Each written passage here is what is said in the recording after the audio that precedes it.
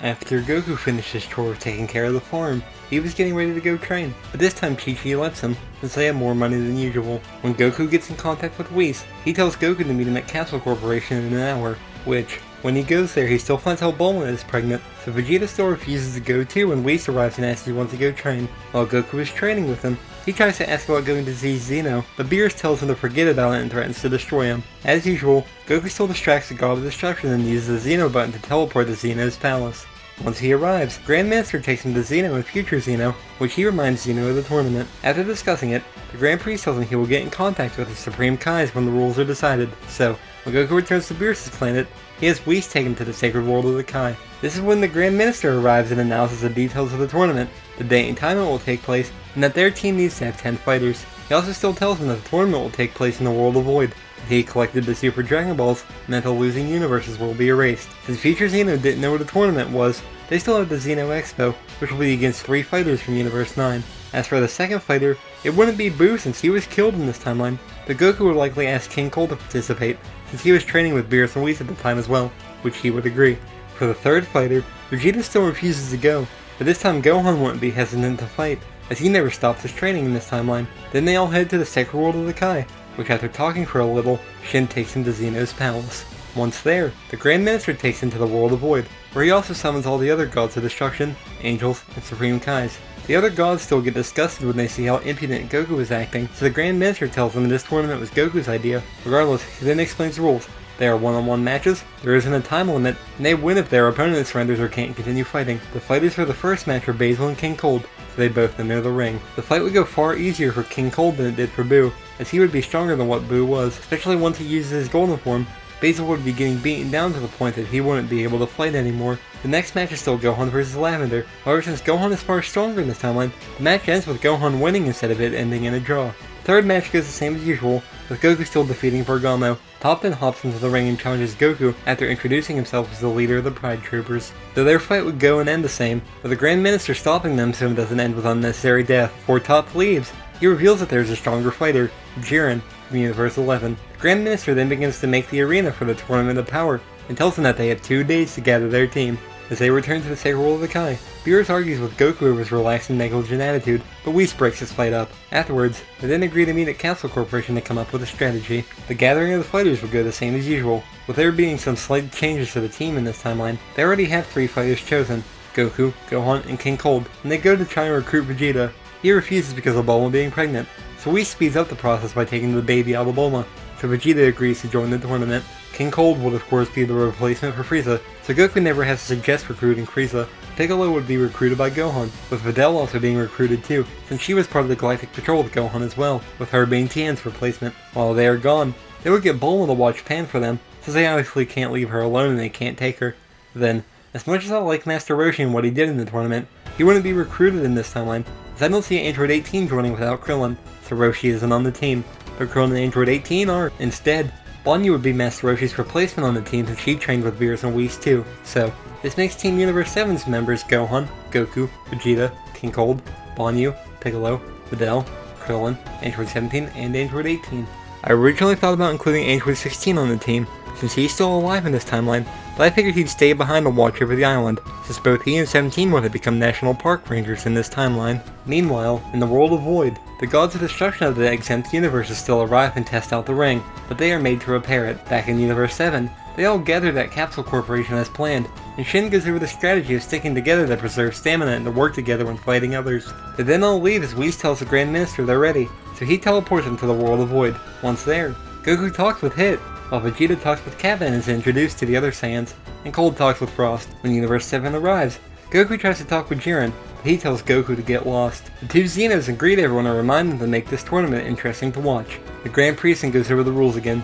The tournament will last 48 minutes. Fighters can't use weapons, kill, or fly. Though the fighter has wings, they can still fly.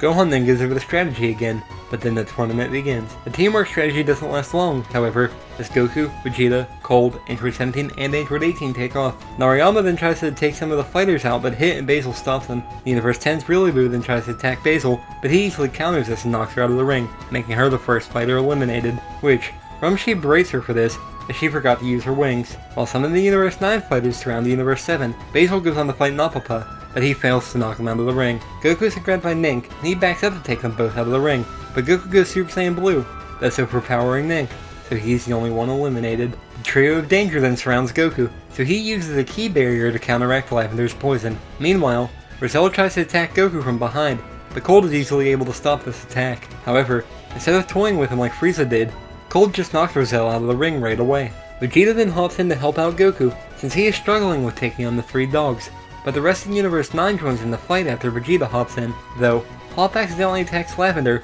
which distracts Comfrey and Chapel, so Goku goes Super Saiyan and knocks both out of the ring. Vegeta then knocks Hop out of the ring after unleashing a combo attack on her. Even though Oregano traps one of Vegeta's hands, he goes Super Saiyan and knocks both his Hop and Oregano out of the ring. In the meantime, Android 18 knocks Sorel out of the ring, which only leaves Universe 9 with 3 fighters left. The trio of danger then unleash their Triangle Danger Beam on Goku and Vegeta, but they both go Super Saiyan Blue and knock them out of the ring by using the final Kamehameha combo attack. So, since all of Universe 9 was eliminated, Sidra, Ro, and the rest of Universe 9 is erased by the Zenos. This shocks everyone for a little bit, but Zeno wonders why they stopped, so the Grand Minister tells them once they regain their composure they should start fighting again. Eventually when the fights do start again, Botamo and Hit approach Vegeta and Goku, with Botamo starting to fight Vegeta. Though before he can be thrown out of the ring, Automagetta intervenes in their fight. Meanwhile, both Krillin and Banyu take out Diem together, with Krillin cutting his wings and Banyu using a blast to knock him out of the ring. Then back with Vegeta, Botamo, and Automagetta, their fight goes differently. They didn't know about Automagetta's weakness to insults, since he was defeated before by King Cold just throwing him out of the ring, so he doesn't have the earplugs in this time. So, Vegeta would likely still insult Automagetta and be able to knock him out of the ring. Then after Automagetta is eliminated, he can knock Botamo out of the ring like how Gohan did, by punching him so he isn't touching the ground and using a blast to force him out of the ring. Then when Android 18 was fighting Shosa, he ends up playing dead and almost knocks her out of the ring, though Krillin saves her, and they then knock Shosa off the stage together. Majora then ends up attacking Krillin in 18, but he still knocks him out of the ring by using his stinky shoe and then blasting him with the Kamehameha. However, Krillin isn't eliminated by Frost this time, as Cold obviously wouldn't have told him to eliminate the Earthlings of his team like Frieza did. Kappa then approaches Vegeta, and when Marusim and Negreasy try to attack him, he easily knocks him off the stage. Then he turns Super Saiyan and challenges Vegeta to a fight. Meanwhile, Hit destroys Narayama's body, and when he ignores Hit telling him to jump off, Hit uses a time skip and a flick to knock him out of the ring. Kale is then attacked by Methiop and Napapa, so Caulifla jumps in to save her. After turning Super Saiyan, Caulifla then easily knocks Napapa out of the ring. After Jimizu tried to attack Goku, Caulifla confronts him to teach her about Super Saiyan Blue. He tells her she isn't ready for this, and she ends up going Super Saiyan Grade 3. This is when Goku suggests striving for Super Saiyan 2, and he shows her the form, which he quickly achieves. While they are fighting, both disregard Kale, which causes her to cry, but her sorrow quickly turns into hatred for Goku. Kale then transforms into her legendary Super Saiyan form and almost knocks Caulifla off the ring, but Hit saves her. Goku then goes Super Saiyan Blue to fight Kale, but he's easily being beaten, though she eliminates Methiop in the process. Wanda confronts her and uses Justice Whip, but she easily breaks out of this and knocks him out of the arena. Jiren then intervenes and sends her flying, but Caulifla catches her. Hit then confronts Jiren, but when Goku steps in, he and Caulifla fall back. Top briefly steps in, but he and Jiren then retreat, leaving the other Pride Troopers to deal with Goku. Meanwhile, both Banyu and Videl team up and they take out Sapricio together. They then regroup with Gohan and Piccolo, while Cold knocks Murichin out of the ring, which briefly annoys Vegeta since he was going to fight him. Then Goku is caught in a bear hug by Tupper, who then amplifies his weight, but Goku is saved by 18 and Krillin, as 18 throws Tupper out of the ring after they defeat him. Kokop then steals Caulifla, Kale, and the other Pride Troopers as they get in a beam struggle. Kale then turns into her controlled Super Saiyan form during this, though she does eventually go into her legendary Super Saiyan form while Caulifla goes Super Saiyan 2.